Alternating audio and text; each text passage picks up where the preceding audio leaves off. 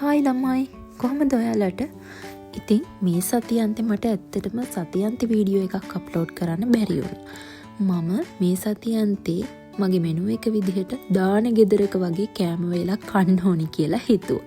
ඉතින් අපි ඒකට පරිප්පු හින්දුමක්, අලබෙදුමක් සහ චිකන් කරි එකක් එක්ක එළවලු බත් හැදුවා.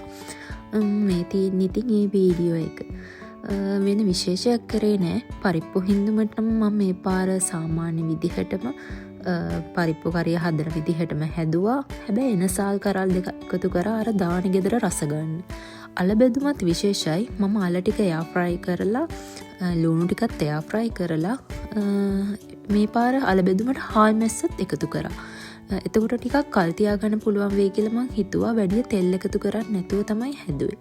චිකන් කරි එකත් වෙනද හොදී තියලා මම හැදුවට මේ පාර ගොඩක්ම හින්දුවා සහ චිකන් මැරිනේට් කරද්දි බෙදපු 3-5 එකතු කරා. ඕවා තමයි ටිප්ස්. එළවලු බත් එක නම් ඉතින් සාමාන්‍ය එළවලු එකතු කරලා